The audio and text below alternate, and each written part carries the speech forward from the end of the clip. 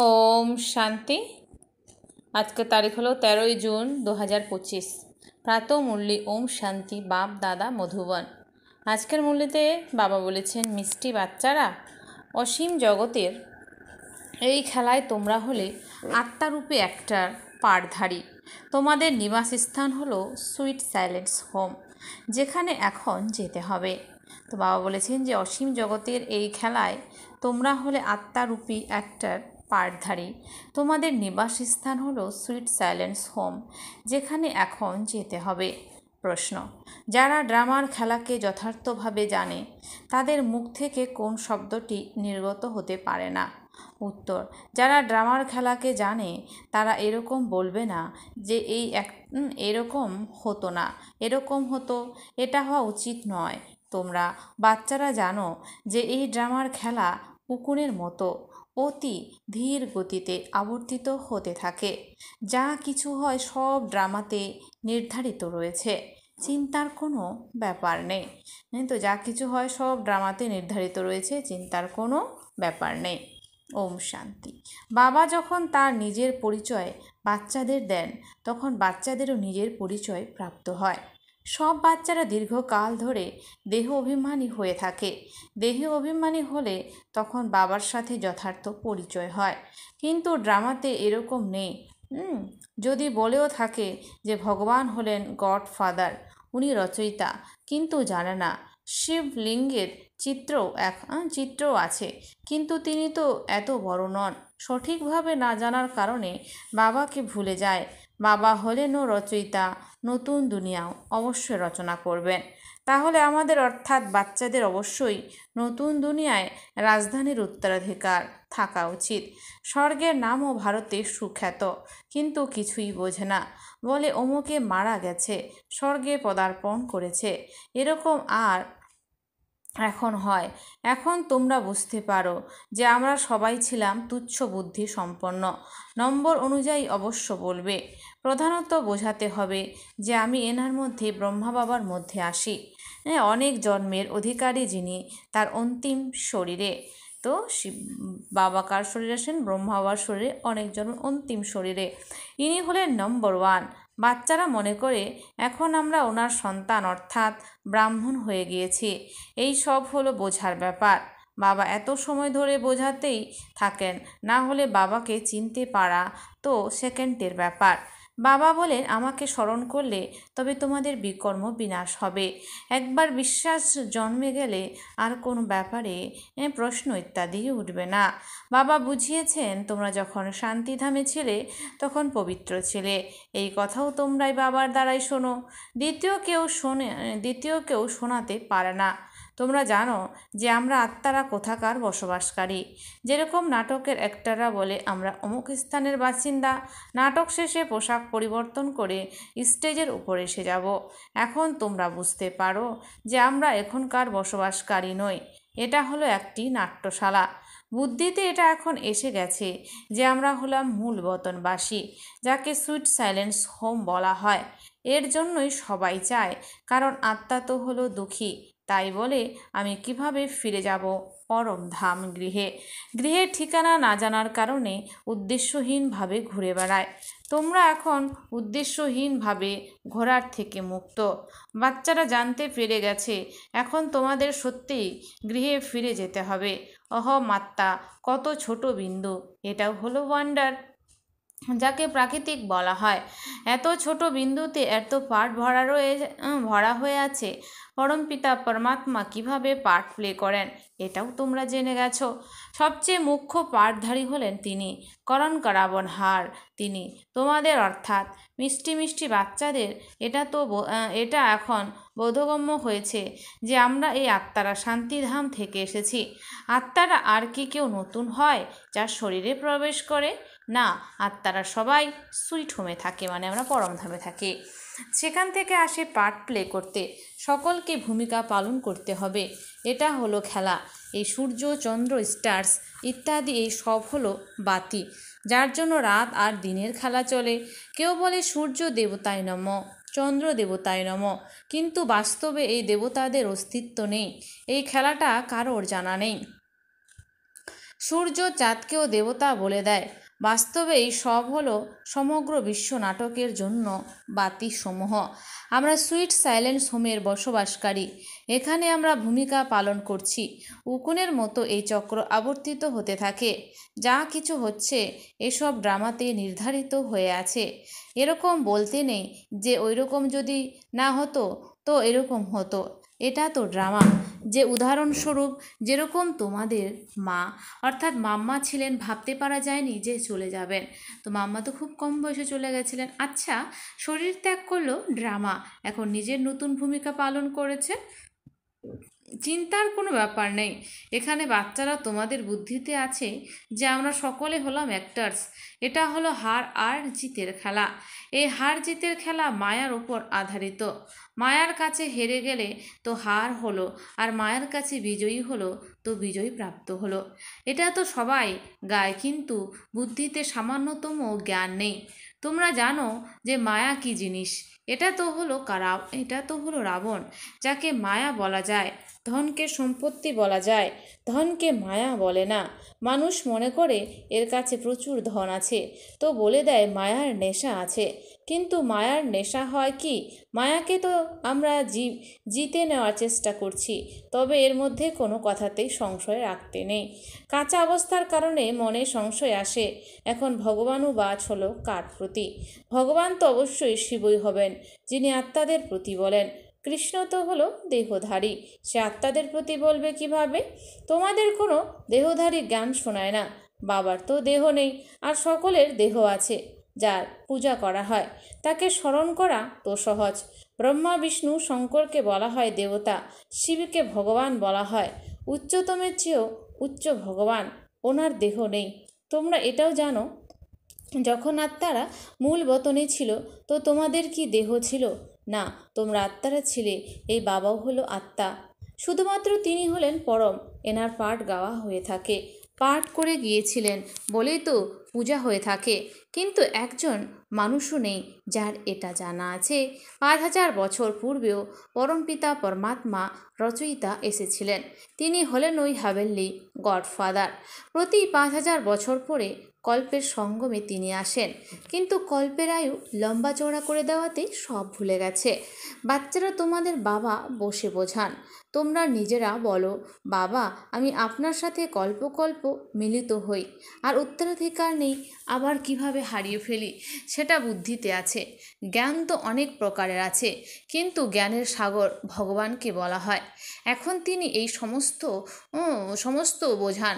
বিনাশ অবশ্যই হবে, পূর্বেও বিনাশ হয়েছিল। কিভাবে হয়েছিল এটা কারোর জানা নেই। শাস্ত্রে তো বিনাশের বিষয়ে কি সমস্ত কথা লিখে দিয়েছে। পাণ্ডব আর কৌরবদের যুদ্ধ কিভাবে হতে পারে? এখন তোমরা হলে এই সঙ্গম যুগের ব্রাহ্মণদের তো কোনো লড়াই নেই। বাবা বলেন, তোমরা হলে আমার বাচ্চা, নন ভায়োলেন্স, ডবল হিংসক। এখন তোমরা নির্বিকারী হচ্ছ। প্রতিকল্পে তোমরাই বাবার থেকে উত্তরাধিকার প্রাপ্ত করো। এর মধ্যে কষ্টের কোনো ব্যাপার নেই। নলেজ খুবই সহজ। ৮৪ জন্মের চক্র তোমাদের বুদ্ধিতে আছে। এখন নাটক সম্পূর্ণ হতে চলেছে, আর সময়ই বাকি আছে। তোমরা জানো যে এখন এরকম সময় আসতে চলেছে যে বিত্তশালীদেরও চাল ডাল আটা ময়দা মিলবে না। তো বাবা বলছে এমন সময় আসবে যে বিত্তশালীদের চাল ডাল আটা ময়দা মিলবে না, জলও মিলবে না। একে বলা হয় দুঃখের পাহাড়, বিনা দোষে মেরে দেওয়া। এত সব শেষ হয়ে যাবে। কেউ ভুল করলে তার দণ্ড প্রাপ্তি ঘটে। এরা সব কি ভুল করেছে? শুধু একটাই ভুল করেছে, যে বাবাকে ভুলে গেছে। তোমরা যে বাবার থেকে রাজত্ব নিচ্ছ, এছাড়া মানুষ মনে করে এই বুঝি মরলাম। মহাভারতের যুদ্ধ কিছু মাত্র শুরু হলে তো মরে যাবে। তোমরা তো বিজয়ী, তাই না? তোমরা ট্রান্সফার হয়ে অমর লোকে যাও। এই অধ্যয়নের শক্তির দ্বারা, অধ্যয়নকে সোর্স অফ ইনকাম বলা হয়। শাস্ত্রে অধ্যয়ন আছে, অতিও ইনকাম হয়, কিন্তু সে অধ্যয়ন হলো ভক্তির। এখন বাবা বলেন, তোমাদের এই লক্ষ্মীনারায়ণের মতো তৈরি করছি। তোমরা এখন স্বচ্ছ বুদ্ধি সম্পন্ন হচ্ছ। তোমরা জানো যে আমরা উচ্চ থেকে উচ্চ হই, আবার পুনর্জন্ম নিতে নিতে নামতে থাকে। নতুন থেকে পুরনো হয়, সিঁড়ি দিয়ে তো অবশ্যই নামতে হয়। এখন সৃষ্টিরও নিম্নগামী কলা, ঊর্ধ্বগামী কলা ছিল, তৈ দেবতাদের রাজত্ব ছিল, স্বর্গ ছিল, এখন হলো নরক। এখন তোমরা আবার পুরুষার্থ করছো স্বর্গবাসী হওয়ার জন্য।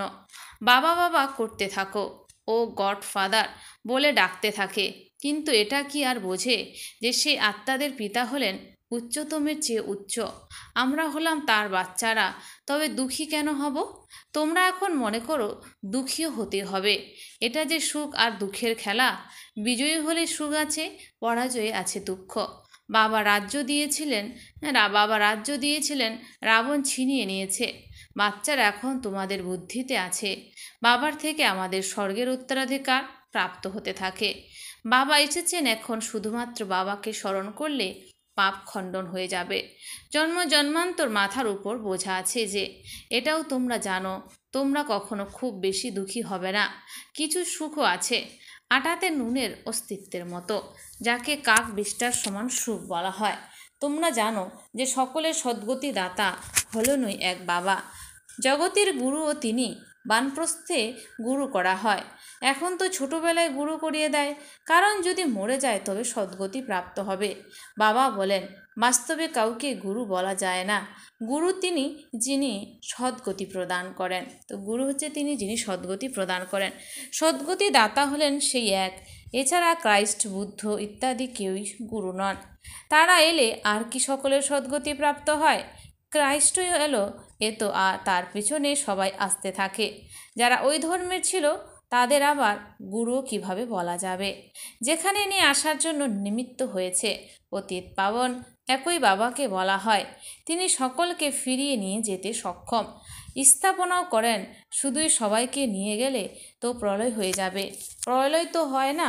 সর্বশাস্ত্র শিরোমণি শ্রীমদ্ ভগবদ্ গীতা গাওয়া হয়েছে। মহিমা হয় यदा यदा हि धर्मस्य ग्लानिर्भवति भारत अभ्युत्थानमधर्मस्य तदात्मानं सृजाम्यहं परित्राणाय च साधूनां विनाशाय च दुष्कृतां ধর্মসংস্থাপনার্থে সম্ভাবনী যুগে যুগে। অর্থাৎ বাবা ভারতেই আসেন। স্বর্গের বাদশাহী প্রদানকারী হলেন বাবা। তাকেও সর্বব্যাপী বলে দেয়। এখন বাচ্চারা, তোমাদের কাছে খুশির ব্যাপার যে নতুন দুনিয়াতে সমগ্র বিশ্বের উপর এক আমাদেরই রাজ্য হবে। সেই রাজ্যকে কেউ কেড়ে নিতে পারবে না। এখানে তো এক এক টুকরোর জন্য কত লড়াই করতে থাকে। তোমাদের তো মজা হয়, আনন্দে কাঁধ নাচাতে থাকো। কল্প কল্প আমরা বাবার থেকে উত্তরাধিকার নিই বলে কত খুশি হওয়া উচিত। বাবা বলেন, আমাকে স্মরণ করো, তবুও ভুলে যাও। বলে বাবা, বলে যে বাবা যোগ ভেঙে যায়। বাবা বলেন, যোগ শব্দ ছেড়ে দাও, ওটা তো শাস্ত্রের শব্দ। তো বাবারা বললেন, যোগ শব্দটা বলছে ছেড়ে দাও, ওটা হচ্ছে শাস্ত্রের শব্দ।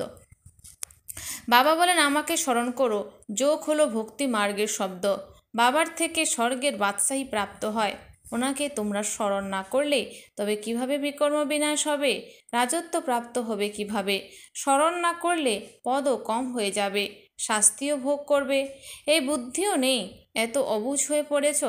আমি প্রতিকল্পে তোমাদের বলি, শুধুমাত্র মামেকম স্মরণ করো, বেঁচে থেকেও এই দুনিয়ার প্রতি মৃতবধ হও। বাবার স্মরণে তোমাদের বিকর্ম বিনাশ হবে, আর তোমরা বিজয়মালার দানা হয়ে উঠবে। কত সহজ! উচ্চতমের চেয়েও উচ্চ শিব বাবা আর ব্রহ্মা দুজনেই হলেন হাইয়েস্ট। উনি শিব বাবা পারলৌকিক আর ইনি অলৌকিক, একদম সাধারণ টিচার। সেই টিচাররাও শাস্তি দেয়। এখানে তো সোহাগ করতে আসেন। বলেন, মিষ্টি বাচ্চারা, বাবাকে স্মরণ করো, শতপ্রধান হতে হবে। পতিত পাবন একমাত্র বাবা, গুরুও উনি, আর কেউ গুরু হতে পারে না। বলে যে বুদ্ধ পার নির্বাণ গিয়েছেন, সব গল্প কথা, একজনও ফিরে যেতে পারে না। ড্রামাতে সকলেরই পার্ট আছে। কত বিশাল বুদ্ধি আর খুশি থাকা উচিত। ওপর থেকে নিয়ে সমগ্র জ্ঞান বুদ্ধিতে আছে। ব্রাহ্মণে জ্ঞান ধারণ করতে পারে না, শূদ্রদের মধ্যে না দেবতাদের মধ্যে জ্ঞান আছে। এখন যার বোঝার সেই বুঝবে, যে বুঝবে না তার মরণ। পদও কম হয়ে যাবে। স্কুলেও না পড়লে তো পদ কম হয়ে যায়। অল্ফ বাবা বেমানা বাদশাহে। আমরা আবার নিজেদের রাজধানীতে যাচ্ছি। এই পুরনো দুনিয়া নিঃশেষ হয়ে যাবে। বলছে এই পুরনো দুনিয়া নিঃশেষ হয়ে যাবে। আচ্ছা, মিষ্টি মিষ্টি হারানিধি বাচ্চাদের প্রতি মাতা পিতা বাপ দাদার স্মরণে স্নেহ সুমন আর সুপ্রভাত। আত্মাদের পিতা তার আত্মারূপী বাচ্চাদের জানাচ্ছেন নমস্কার। আমরা সমস্ত আত্মারূপী বাচ্চারা জানাই মাতা পিতা বাপ দাদাকে স্নেহ সুমন আর নমস্কার। ধারণার জন্য মুখ্য সার 1 নাম্বার, বাবা আমাদেরকে এরকম নতুন বিশ্বের রাজত্ব দিচ্ছেন যা কেউ কেড়ে নিতে পারবে না। এই খুশিতে কাঁধ নাচাতে হবে। বাবা আমাদেরকে এরকম নতুন বিশ্বের রাজত্ব দিচ্ছেন যা কেউই কেড়ে নিতে পারবে না। এই খুশিতে কাঁধ নাচাতে হবে। 2, বিজয়মালার দানা হওয়ার জন্য বেঁচে থেকেও এই পুরনো দুনিয়ার কাছে মৃতবোধ হয়ে থাকতে হবে। বিজয়মালার দানা হওয়ার জন্য বেঁচে থেকেও এই পুরনো দুনিয়ার কাছে মৃতবোধ হয়ে থাকতে হবে। বাবার স্মরণে বিকর্ম বিনাশ করতে হবে। বরদান, নিজের পাওয়ারফুল স্টেজের দ্বারা সকলের শুভকামনাগুলিকে পূর্ণকারী মহাদানী ভব। নিজের পাওয়ারফুল স্টেজের দ্বারা সকলের শুভকামনাগুলিকে পূর্ণকারী মহাদানী ভব। শেষের দিকে আগত আত্মারা অল্পতে রাজি হয়ে যাবে, কেননা তাদের ওই পাঠ হলো কণা দানা নেওয়ার। হ্যাঁ, তো শেষের দিকে আগত আত্মারা অল্পতেই তারা রাজি হয়ে যাবে, কেননা তাদের পাঠই হলো কণা দানা নেওয়ার, অল্পতেই তারা সন্তুষ্ট। তো এরকম আত্মাদেরকে তাদের ভাবনার ফল প্রাপ্ত হোক, কেউ যেন বঞ্চিত না থেকে যায়। এই জন্য এখন থেকে নিজের মধ্যে সকল শক্তি জমা করো। বলছে এখন থেকে নিজের মধ্যে সকল শক্তি জমা করতে হবে।